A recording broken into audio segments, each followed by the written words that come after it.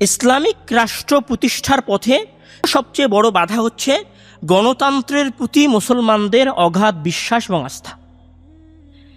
এখানে গণতন্ত্রের প্রতি মুসলমানদের এত বেশি বিশ্বাস তৈরি হয়েছে যে মুসলমানদের মধ্যে এখন একটা শ্রেণী এইরকম তৈরি হয়েছে যারা গণতন্ত্রের ইসলামাইজেশন করতে চান, অথবা গণতন্ত্রের ওপর প্রতিষ্ঠিত একটি ইসলামিক রাষ্ট্রের ইসলামাইজেশন করার স্বপ্ন দেখেন।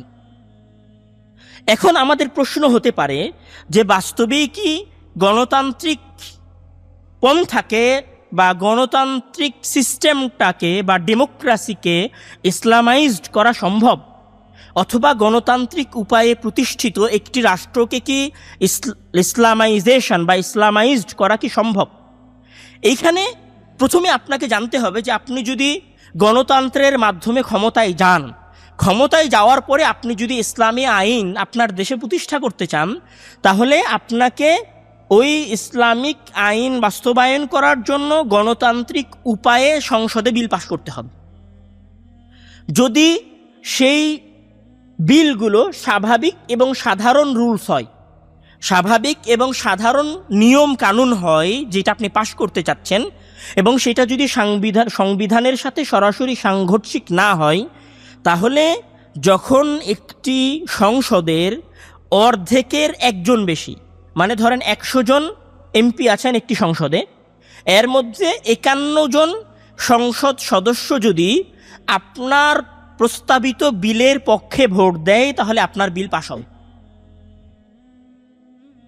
মানে ধরেন বর্তমান বাংলাদেশে আপনি ইসলামিক কোনো আইন প্রতিষ্ঠা করতে চাচ্ছেন অথবা ইসলামিক কোনো আইন বাস্তবায়ন করতে চাচ্ছেন, তাহলে সবার আগে আপনাকে সেই প্রস্তাবটা বাংলাদেশের সংসদে রাখতে হবে। রাখার পরে সেটাকে 3 স্তরে পাঠ করা হবে। 3 স্তরে পাঠ করার পরে সেটার উপরে ভোটাভুটি হবে। সেই ভোটাভুটির পরে সেইটা যাবে হচ্ছে রাষ্ট্রপতির কাছে। রাষ্ট্রপতি সেটাকে অ্যাপ্রুভ করবে। তো ভোটাভুটি হওয়ার জন্য কতজন সদস্য লাগবে? যদি 100 জন হয় তাহলে 51 জন লাগবে, মানে অর্ধেকের একজন বেশি হলে আপনি বিল পাস করতে পারবেন।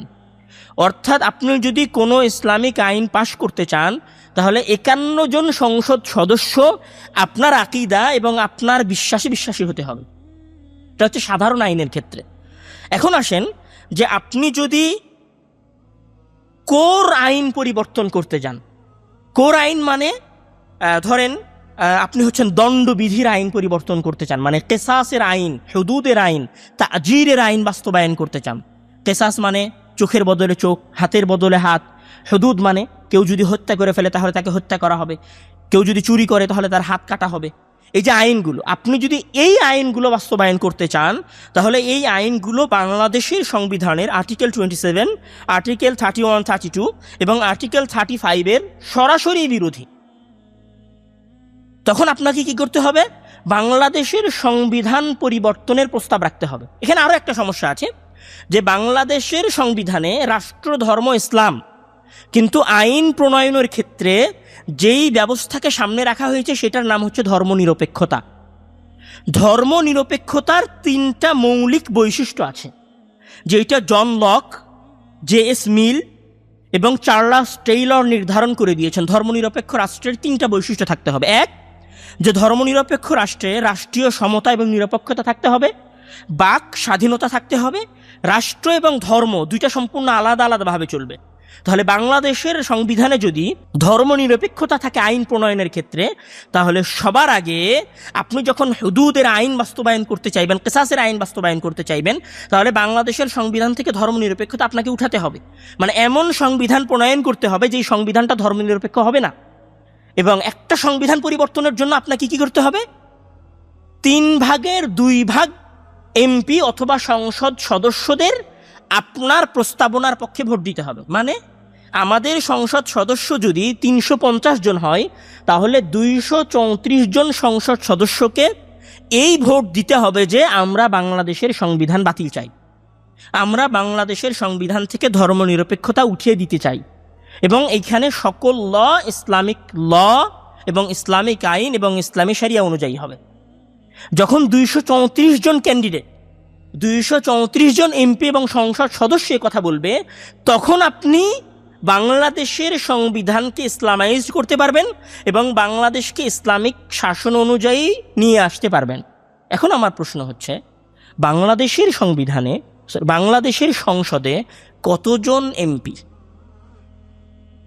ইসলামী শরিয়ার উপর বিশ্বাস রাখে?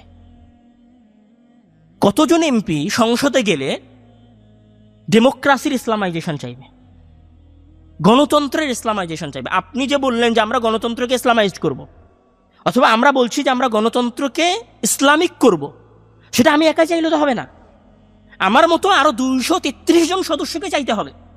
তাহলে এই 233 জন সদস্যকে তো আপনাকে মেন্টালি কনভার্ট করতে হবে। তাহলে আপনি যখনই মেন্টালি কনভার্ট করতে চাইবেন, তখন আপনার রাস্তাটা আবার কোথায় ফিরে গেল? দাওয়ায়। আপনার রাস্তাটা আবার কোথায় ফিরে গেল? লা ইলাহা ইল্লাল্লাহ, তাওহীদের দাওয়াতে। মানে যতক্ষণ পর্যন্ত আপনি ওই এমপিকে আপনার চিন্তাধারায় পরিবর্তন করতে না পারছেন, ততক্ষণ পর্যন্ত আমি আপনি যাই বলি না কেন, দিন শেষে আমরা সবাই জানি যে আমরা ফাও বকতেছি। দিন শেষে আমরা সবাই জানি যে আমি ক্যামেরার সামনে এবং মাইকের সামনে যা বলতেছি জাস্ট ভিউয়ের জন্য বলতেছি, এবং যা বলতেছি তার সব এইটা যে ক্ষমতাসীন অথবা ক্ষমতায় যেতে যাওয়া কোনো দল আমার প্রতি একটু অনুগ্রহ করবে, অথবা মুসলিম সাধারণ জনগণের আমরা একটু সহমর্মিতা চাইব, এর বাইরে আর কোনো উদ্দেশ্য নাই কারো। এবং বাংলাদেশে যে সমস্ত গণতান্ত্রিক মুসলিম দলগুলো আছে, তাদের কাছে কি এর কোনো নির্দিষ্ট রোডম্যাপ আছে যে বাংলাদেশকে তারা কিভাবে ইসলামিক করবে? এর কোনো আইডিয়ালজি, এর কোনো সিস্টেম তারা কি দাঁড় করাতে পেরেছে? দাঁড় করাতে পারে নাই। এটা তো প্রথম সমস্যা, যে আপনি আপনার বিশ্বাস অনুযায়ী এমপি এবং মন্ত্রী পাবেন না। দ্বিতীয় সমস্যা হচ্ছে, ধরেন আপনি 234 জন 235 জন এমপি এরকম জোগাড় করে ফেললেন যারা আপনার বিশ্বাসে বিশ্বাসী, যারা বাংলাদেশকে ইসলামী শরিয়ায় রূপান্তর করতে চায়। তো আপনি যখন ইসলামিক শরিয়ায় রূপান্তর করবেন বাংলাদেশকে এবং ইসলামিক করে ফেলবেন, তখন বিশ্বের মোড়লেরা এবং ইউরোপিয়ানরা আপনার ওপরে যে অর্থনৈতিক ব্যারিকেড দিবে, আপনার ওপরে যে অত্যাচার এবং জুলুম নেমে আসবে, আপনার দেশে যে দুর্ভিক্ষ নেমে আসবে, আপনার দেশে যে অর্থনৈতিক মন্দা তৈরি হবে, সেই অর্থনৈতিক মন্দার মোকাবেলা করার টেন্ডেন্সি এবং মানসিকতা কি বাংলাদেশের সাধারণ জনগণদের মাঝে আছে? বাংলাদেশের কতজন সাধারণ জনগণ এই বিশ্বাস রাখে যে আমি না খেয়ে মারা যাব কিন্তু ইসলামিক রাষ্ট্র প্রতিষ্ঠা হতে হবে?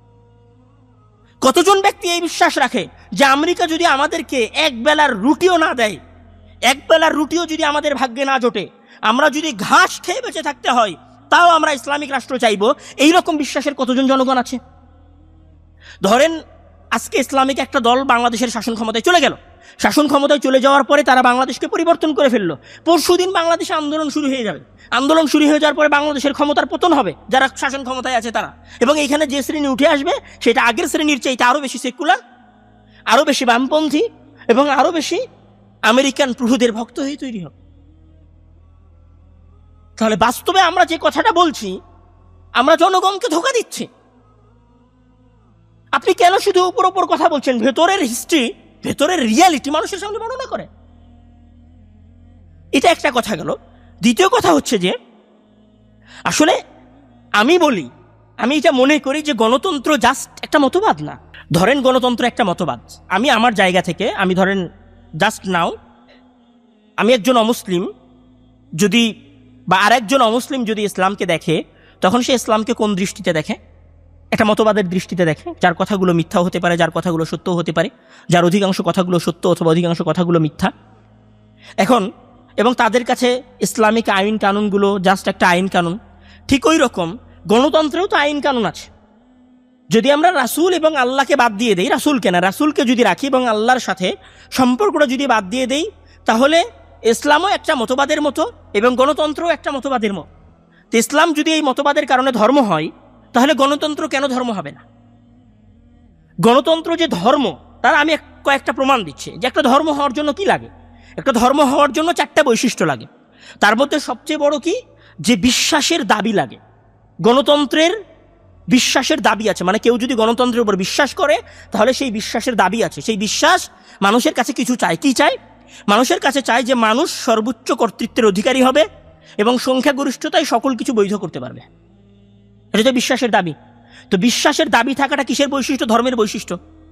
দ্বিতীয় আসেন যে একটা ধর্মের কি থাকে? মোরাল কোড থাকে। গণতন্ত্রেরও মোরাল কোড আছে। গণতন্ত্রের মোরাল কোড বা নৈতিকতার কোড কি? যেখানে মানবাধিকার থাকতে হবে, ব্যক্তি স্বাধীনতা থাকতে হবে, মত প্রকাশের চূড়ান্ত স্বাধীনতা থাকতে হবে।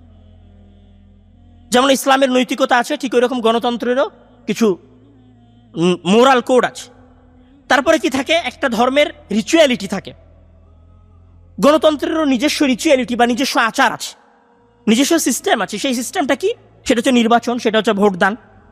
ঠিক ওই রকম গণতন্ত্রের সেকুলার স্যাক্রেড আছে, সেটা কি? সংবিধান, যেটা অনেকটা ধর্মগ্রন্থের মতো হয়।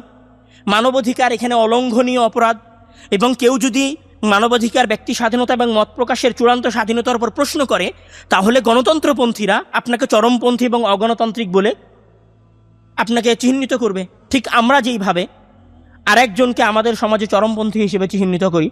তো দিন শেষে একটা ধর্মের জন্য যে মোরাল, যে 4টা বৈশিষ্ট্য লাগে বা 5টা বৈশিষ্ট্য লাগে, সেই 5টা বৈশিষ্ট্য 4টা বৈশিষ্ট্যই গণতন্ত্রের মধ্যে আছে। তাহলে গণতন্ত্র নিজেও একটা ধর্মের মতো, নিজেও একটা মতবাদের মতো। আপনি সেই মতবাদের মধ্যে ঢুকে, সেই ডেমোক্রেসির মধ্যে ঢুকে, সেই গণতন্ত্রের সিস্টেমের মধ্যে ঢুকে আপনি কিভাবে আরেকটা ধর্ম সেখানে ইনপুট করার চেষ্টা করতেছেন, আরেকটা স্বতন্ত্র দিন যার সকল কিছুই সম্পূর্ণ আলাদা, সেইটাকে কিভাবে তার মধ্যে দেওয়ার আপনি প্রচেষ্টা করতেছেন। মানে এটা কোনোভাবেই সম্ভব না, এটা একটা অযৌক্তিক কথাবার্তা।